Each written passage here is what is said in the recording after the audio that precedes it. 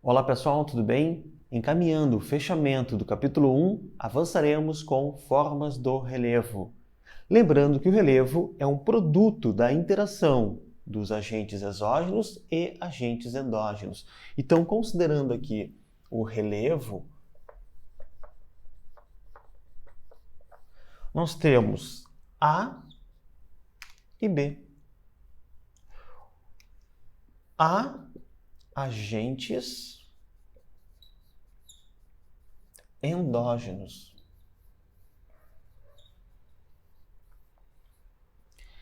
E B, agentes exógenos. A interação dos agentes exógenos e agentes endógenos produz o relevo.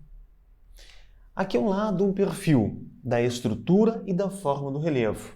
Considerando então aqui a ação dos agentes endógenos,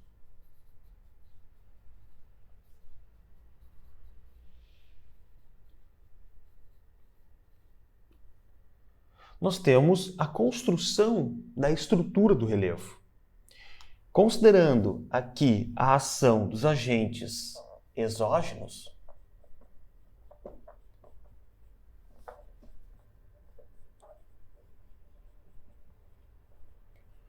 nós temos o modelamento do relevo.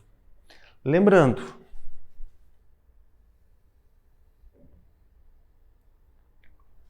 agentes endógenos, vulcanismo, tectonismo e o sismo. Esses agentes são responsáveis pela estruturação do relevo. Agora, externamente, os agentes exógenos. São eles o intemperismo,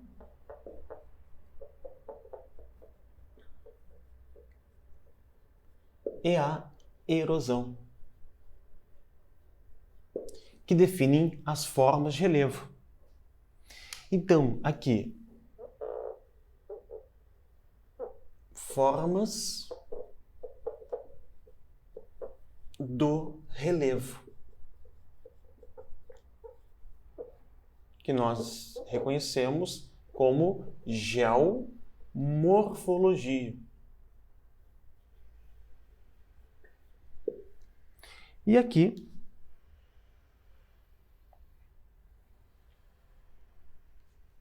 nós temos a estrutura do relevo. Estruturas do relevo.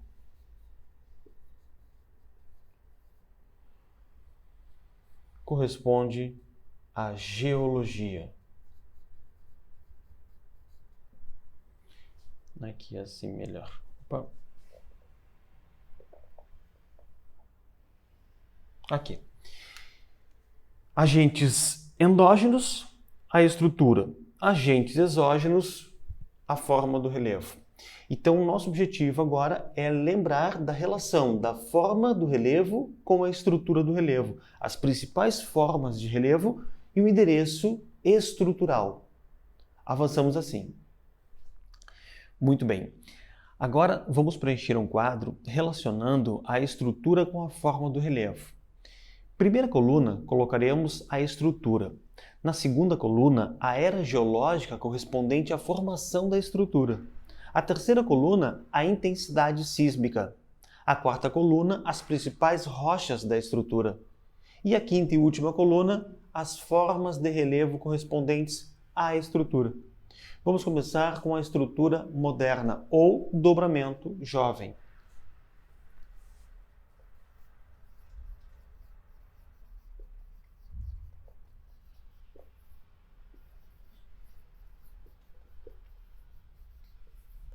Dobramento moderno ou dobramento jovem.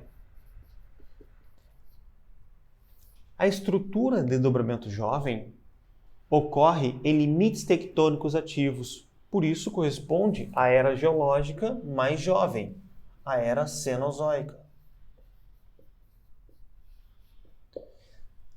Na era Cenozoica, nós temos o período mais jovem, o período do Quaternário. Dentro do período Quaternário, a época mais jovem, a época do Holoceno. Então, estruturas da época do Holoceno, do período Quaternário, da era Cenozoica.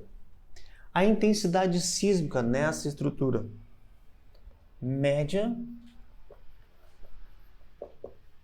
e alta. Média intensidade sísmica, limite tectônico divergente, orogênese divergente. Intensidade sísmica alta, limite tectônico convergente, orogênese convergente. Principais rochas nessa estrutura: ígneas extrusivas,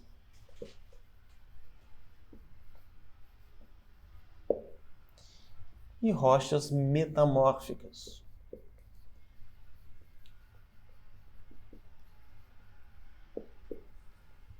Formas de relevo correspondentes a esta estrutura. Podemos apontar aqui a fossa, a dorsal, o rift e montanha. Cabe distinguir aqui a fossa dorsal do rift e montanha, como sendo fossa dorsal, relevo oceânico, e rift e montanha, relevo continental.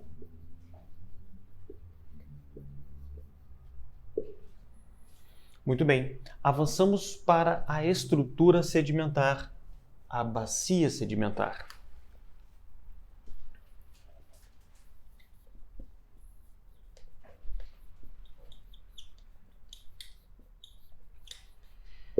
Bacia sedimentar. Início da formação: era paleozoica. Bacia sedimentar da era mesozoica. Então, as bacias sedimentares são formadas a partir da era paleozoica e ainda são preenchidas com sedimentos jovens. Mas o início da estrutura é da era paleozoica. A sismicidade nessa estrutura: média, baixa. Lembra que essa estrutura fica entre dobramentos. Então tem média, baixa intensidade sísmica. Rochas da estrutura: rochas sedimentares,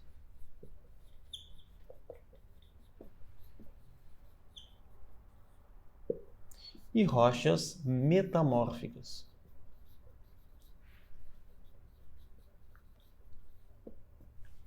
Que formas de relevo encontramos em bacias sedimentares? Planalto tabular,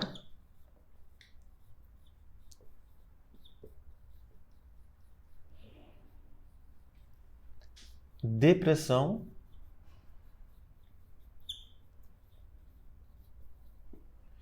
e planície.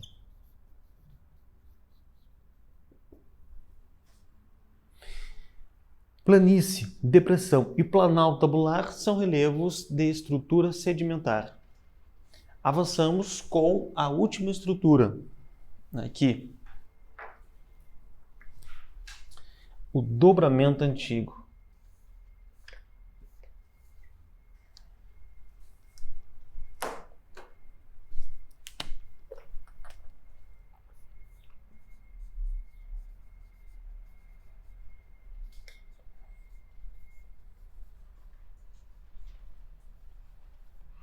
O dobramento antigo é um cráton. A parte aflorada do cráton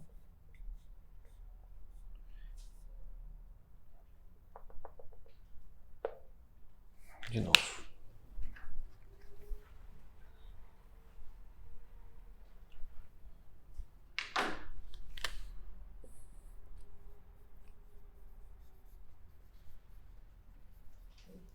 Dobramento antigo. O dobramento antigo faz parte de um cráton. A base geológica dos continentes. A parte aflorada do cráton corresponde a um escudo. Escudo cristalino. Então, na tua prova, escudo cristalino ou dobramento antigo. Escudo cristalino, cráton, dobramento antigo. Dobramento da era pré-cambriana. Então, nós temos uma estrutura muito antiga.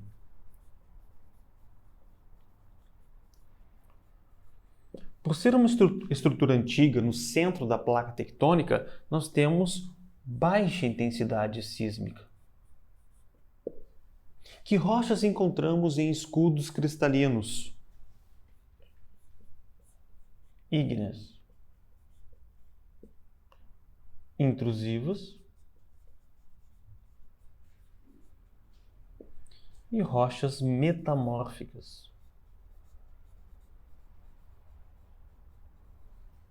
Aqui podemos colocar granito e gneiss em dobramentos antigos. Forma de relevo. Aqui nós temos um planalto mamelonar.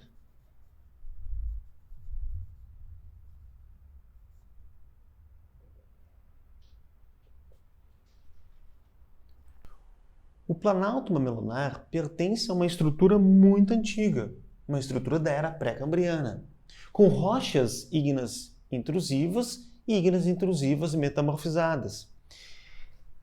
Esse escudo, que é a parte exposta do cráton, está muito erodido. Como são estruturas bem dissecadas, a forma é de um planalto suavemente ondulado, que nós veremos em domínios morfoclimáticos aqui no Brasil, como sendo o domínio dos mares de morros. Agora, nós vamos avançar para a leitura da estrutura e da forma do relevo no Brasil. Muito bem, agora nós vamos revisar o relevo brasileiro. O relevo brasileiro é constituído por duas estruturas, escudos cristalinos e bacias sedimentares. A classificação do relevo brasileiro acompanha a evolução dos estudos sobre geologia e geomorfologia. A primeira classificação do relevo brasileiro acontece ainda na década de 40 do século passado. Haroldo de Azevedo publica, em 1949, os seus estudos sobre o relevo brasileiro e classifica o Brasil em basicamente duas formas de relevo, planaltos e planícies. Planaltos acima de 200 metros, planícies abaixo de 200 metros. Na década de 60, Assis Absaber aprimora os estudos de Haroldo de Azevedo e publica na década de 70 a nova classificação do relevo brasileiro, lendo no Brasil, planaltos, serras e planícies. Na década de 90, início em 70, o professor Júlio de Ross, com base nos estudos do Radam Brasil,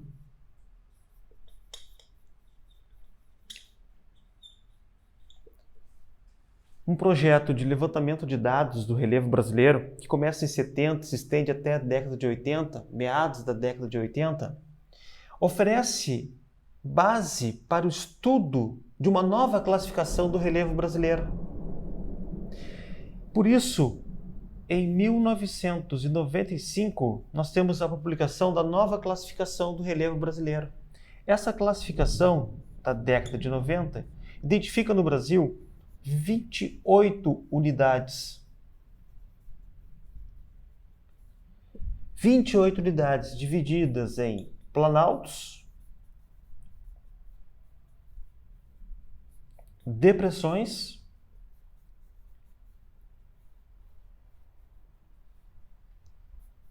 e planícies. Então nós temos, a partir da década de 90, a nova classificação do relevo brasileiro. É essa classificação que o vestibular cobrará de vocês. Então aqui nós temos a classificação de Jurandir-Ross com base na erosão e na sedimentação. Então, para o professor Jurandir-Ross, nós temos assim: o relevo mais elevado predomina processo erosivo. O relevo mais rebaixado predomina processos sedimentares. Entre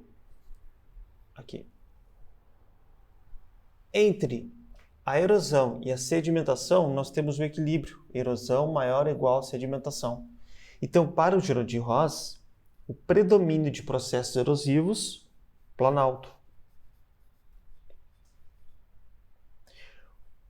Predomínio de processos sedimentares, planície. E o equilíbrio entre erosão e sedimentação, mais erosão que sedimentação, depressão.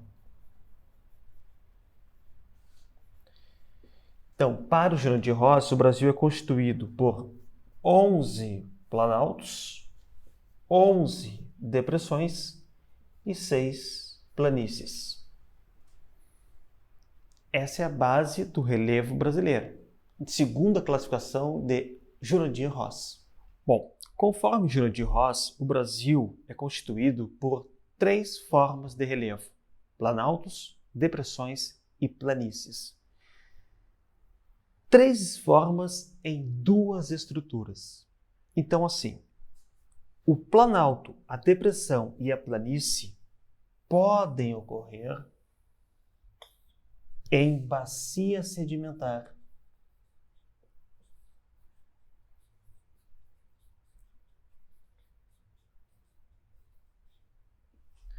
Então, uma bacia sedimentar forma planalto, depressão e planície. Agora, o escudo cristalino, a estrutura cristalina, o escudo, só pode formar planalto. Então, atente, nós temos planaltos cristalinos e planaltos sedimentares. Agora, sempre a depressão e a planície, invariavelmente, em estrutura sedimentar. Nós precisamos distinguir planaltos cristalinos de planaltos sedimentares.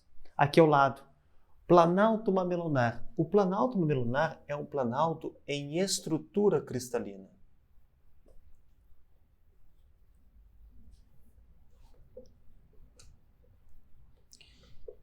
Então, o planalto mamelunar é um planalto do escudo. O escudo cristalino forma o planalto mamelonizado. As rochas que nós encontramos nessa estrutura é o granito gneiss.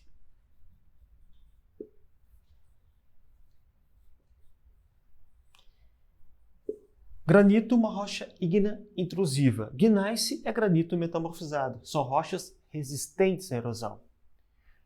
Lembra, como é um escudo cristalino, é da era pré-cambriana. Então, mesmo com rochas com alta resistência erosiva, estão há muito tempo sendo erodidos. Então, são planaltos bem dissecados. Por isso, a forma mais mamelonizada, mais suavizada. Planalto, predomínio de processos erosivos. Destaco nesse planalto aqui morro, uma forma mais arredondada, e aqui nós temos Inselberg. O Inselberg também é conhecido como Monte Ilha. É um registro ou um testemunho do que foi erodido. Toda a região no entorno foi erodida e ele continua aqui ainda melhor preservado. Então, o planalto mamelunar é um planalto do escudo cristalino. Planalto tabular. O planalto tabular, assim como o planalto mamelunar, tem o predomínio de processos erosivos. A diferença do tabular para o mamelunar é a estrutura. O tabular acontece em bacia sedimentar. Aqui ao lado, nós temos o perfil de uma bacia sedimentar. Então imagine que aqui tem um rio, bem aqui. Aqui, outro rio. Esses rios vão drenar a estrutura sedimentar e transportar sedimentos, erodindo a estrutura. Lembra que um rio constrói vale em V. Então, todo o material transportado pelo rio, construído vale em V. Aqui, outro vale em V. Então, aqui nós temos um tabuleiro, o planalto tabular. Então, transfira esse planalto para cá. Ó, elementos do planalto tabular. Essa parede abrupta é a escarpa. A escarpa do planalto. Aqui nós temos a rampa do planalto, no início da cornija, a chapada. E a descida, nós temos a cuesta. Então, o planalto tabular é formado por escarpa, chapada e cuesta. Então, essa descida suave é a cuesta. As paredes abruptas, as escarpas do planalto. O topo do planalto mais chato, a chapada. Então, Chapada dos Guimarães, Chapada da Diamantina, são exemplos de planaltos tabulares. Bom, se é uma chapada, é um planalto tabular, logo a estrutura é uma estrutura sedimentar. Aqui no sul do Brasil nós temos o Planalto e Chapadas da Bacia Sedimentar do Paraná. Planaltos e Chapadas da Bacia Sedimentar do Paraná, que no mapa do Jurandir Ross aparece com o número 3, a terceira unidade do Jurandir Ross. Planalto tabular.